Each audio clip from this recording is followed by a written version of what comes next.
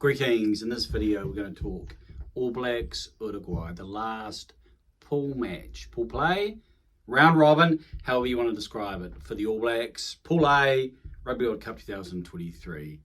So Friday morning, 8 AM New Zealand time is a kickoff. So I was named late last night, New Zealand time.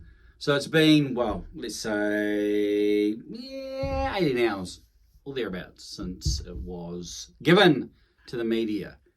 So let's go through the names. This is going to be the first test match, first rugby match between the All Blacks, New Zealand and Uruguay. I think allblacks.com pointed that out. Didn't read the article, but I saw it on their homepage. I have got the announcement here from the site in question. So let's work through it and let's maybe talk a little bit about what the All Blacks may be trying to do with their 23. Ofatunga Fasi started at Loosehead last week versus Italy, and he gets another shot there. He's joining Cody Taylor. So doubling it up there. But Tyrell Lomax, obviously the injury or the cut in the leg, gash on the leg, probably more to the point, is continued to heal, come through last week. Positive for the young man, and he's at tie head. So wanting just to work him way back in, give him more game time, allow him the opportunity to strengthen for the quarterfinal. Probably, it's interesting actually, that front row, if I can actually speak, just had dinner, so maybe the wife spiked my food. That front row potentially may start versus Ireland, if it's Ireland, of course, or the quarterfinal. Making a lot of assumptions here, but hey, I'm no donkey. Could be that Ethan de Groot comes off the bench with his suspension, so maybe not, but given he's had some games out and given this front row is going to have an opportunity, maybe so. Sam Whitelock, 150th test for the All Blacks, hitting a pretty significant mark, so he's starting with Tupavai. Tupavai may not necessarily see as much game time into the future, with Sam Whitelock likely to be on the bench given how the All Blacks are seemingly going to put their 23 together, but he starts. Blindside flanker, Shannon Frizzell. Needs another start, give him another run, give him 50, maybe 60, something in that vicinity. Let him get through and it will be all good for the knockout. Sam Cane, captaining the side, is at open side. Big question there, big decision there with Sam Cane. Back issues, but also just overall issues. Are you going to just continue? Are you going to lock stock yourself to Sam Cane if you're Ian Foster? Because you know the consequences, what they can potentially be.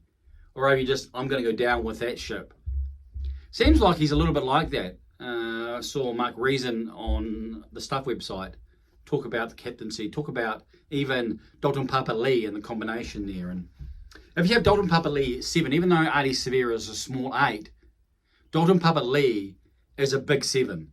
So even though they may have different numbers on their back, that's a better combination, I think, in terms of a trio.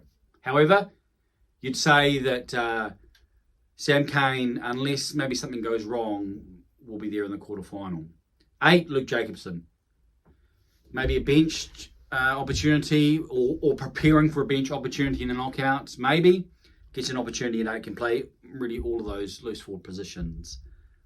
Cam Roygaard, firmly now, I think, in the backup role, but gives the opportunity to start, more time. 10, Richie Mo'unga. They need time in the saddle together. Let's give them an opportunity, and that's what's happening. On the left wing, Lester Whanganuku. Many will have him in their starting lineup or in their 23. Could be. I would have him there. I would personally sacrifice a midfielder like ALB and have Whanganuku there, who can cover 13, but also the wing. Midfield, Geordie Barrett and Anton Leonard-Brown. Maybe a sign with Leonard Brown, more time as well. Geordie Barrett also needs that. Will Jordan in 14 and Damien McKenzie in 15.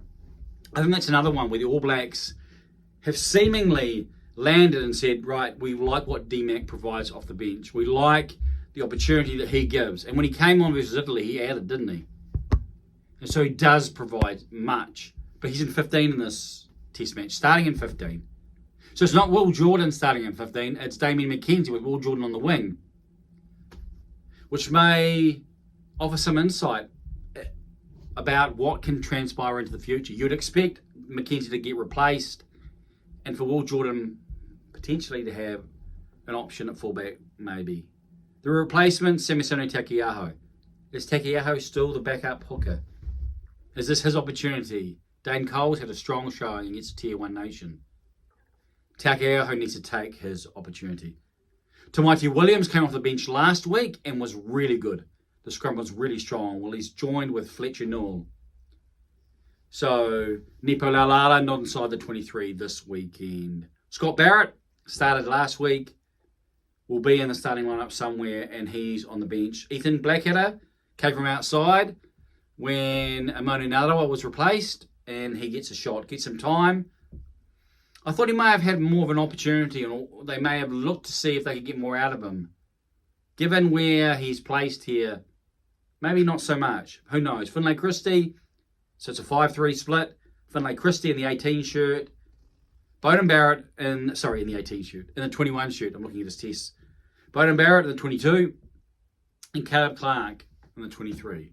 So Caleb Clark, potentially forgotten.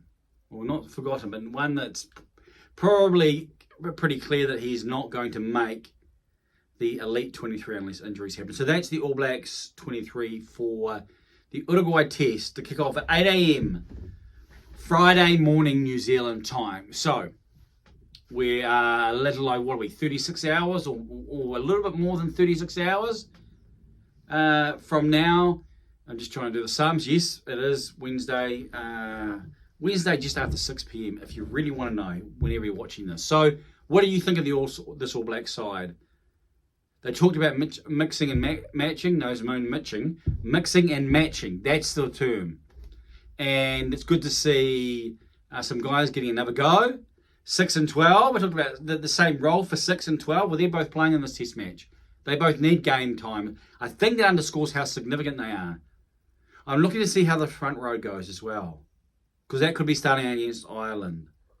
And how Sam Cane's able to find it. And if he's really rusty still, and if it's not working well. Because it's interesting there. Yes, 6 is there, but no Artie. So you can't necessarily get too much sign of what maybe Foster's thinking. Richie Mo'unga, want to give him maybe 40 minutes. But it's supposed to be 45 minutes. Want to see Lester Whanganukau involved again and really putting pressure on Geordie Barrett to have a good, solid game. No silly errors from Geordie. And it'd be nice to see Damien come to 10 later in the game, and maybe Will Jordan go to 15. Maybe, who knows, because Beauden Barrett's there. So you got Caleb Clark there. So Caleb Clark can go to wing, Will Jordan can go to fullback. So you can have that. Maybe Beauden Barrett will get a shot at 10. Maybe they'll give that as an option. Samisoni Takiaho, big for him. It's interesting, the Uruguayans have shown a lot. I've been impressed with their endeavour, with their commitment, and with their attitude. So they certainly have added to Rugby World Cup 2023. But the All Blacks will expect to take 5 points out from this contest, which should mean whatever transpires in France versus Italy, it won't be something that impacts them. What do you think? What do you think this points to? Do you any indications, slight indications about what may be coming forward as the All Blacks take on whomever in the quarterfinal? I'll stop it there. I won't speak for any longer because I've said enough. What say you? I am Johnny King.